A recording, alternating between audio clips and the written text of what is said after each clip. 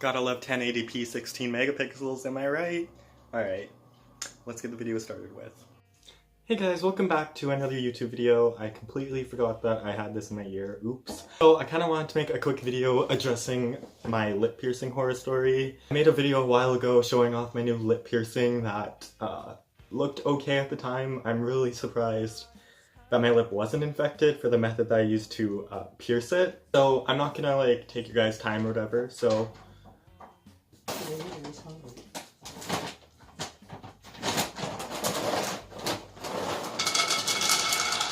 dogs gotta eat, guys.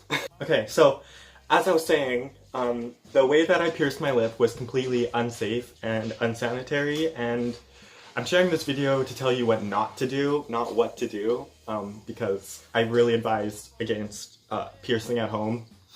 Now that I've done my research, I am considering myself lucky that it's not infected in any way. So yeah, that's my lip piercing. So basically, one night when I was at home, sitting in my bedroom with my friend May, who is no longer my friend, long story short, I don't want to talk about it for her privacy and for my privacy, so let's just keep it out of the way. This is my new camera, by the way. I got a new smartphone. It's a Samsung Galaxy A8, and my laptop stopped working, so I kind of needed something to record and edit, so that's what I'm on. Okay, so we're gonna get into how I pierced my lip. I'll put in pictures up here or something of like items that I used, how my lip piercing looked after, but yeah. So me and my friend May were sitting in my room, and my mom had a sewing kit in her bedroom where I knew the needles were. I kind of snuck past her with the needles in my hand. My mom can attest to this. But yeah, I took the sewing needle, the craft needle from her sewing kit. It was, I'm gonna say, probably an 18 gauge. Like, it was like a standard lip piercing, which is not good for lip piercings. It's usually a 16 gauge or a 14 gauge standard with lip piercings, but I stuck an 18 gauge through my lip because that's a smart idea. So after we had extreme difficulty getting it through my lip, we held my lip like this, and she stuck it through the bottom.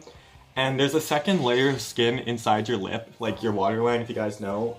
That thing's extremely hard to break, because when we were trying to get a stud through for my lip so it can heal with a stud in it instead of a ring, it wouldn't go through. The layer of skin, it's kind of disgusting, I'm sorry, but the layer of skin was kind of like coming up. Like, you could see it stretching over the stud, and it wasn't breaking the skin. The needle went through, keep in mind, but it closed up so fast while we were switching the jewelry that there was no way a stud could make it through again. And the stud wasn't long enough to poke through it, because you needed way more, like, I guess, room for it to go through to, like, for it to break the skin.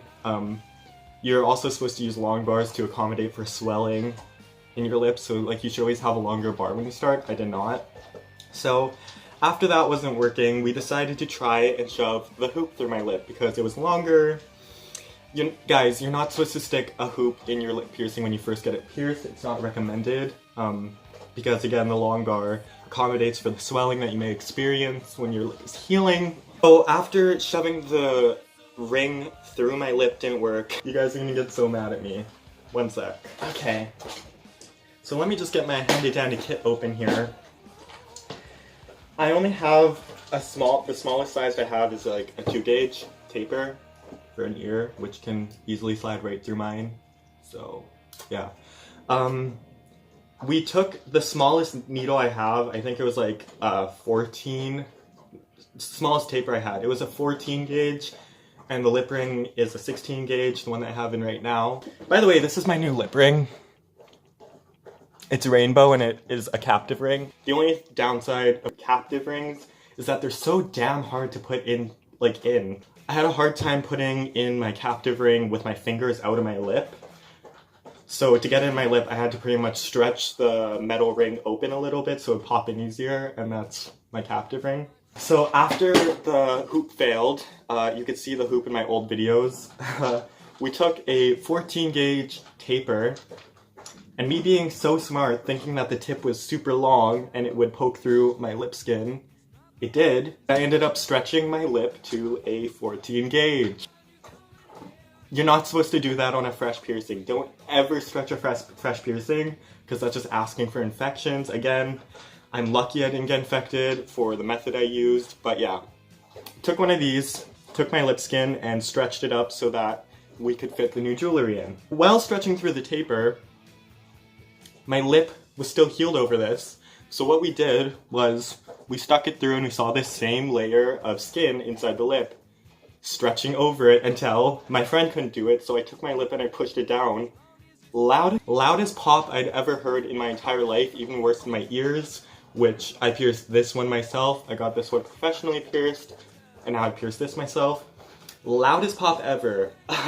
There was a stretching pain, because your lip is usually not meant to stretch. Some people do it because they think it looks good on them. I don't think I'd be the type of person that would look good on, so yeah, after we stuck it through, we kept it in my lip. I didn't sterilize the taper. I did not sterilize the taper. It was acrylic, did not belong in my lip.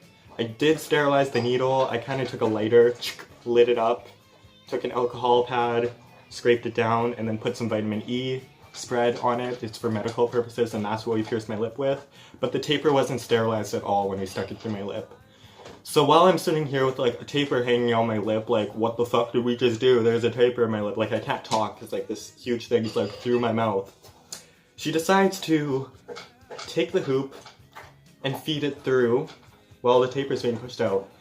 That is one of the most painful things I'd ever been through, feeding jewelry through, the worst kind of thing. So after I had gotten through the lip piercing,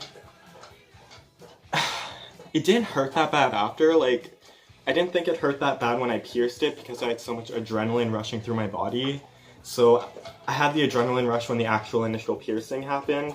It's the stretching that hurts so much, mainly because you're not supposed to stretch fresh piercings. Mistake, I'm sorry. Mistakes happen. I wasn't thinking in the moment. Again, adrenaline was pumping through my head. I wasn't thinking straight, and I shoved a taper through my lip. This is why you don't do things, I'm gonna say, inebriated,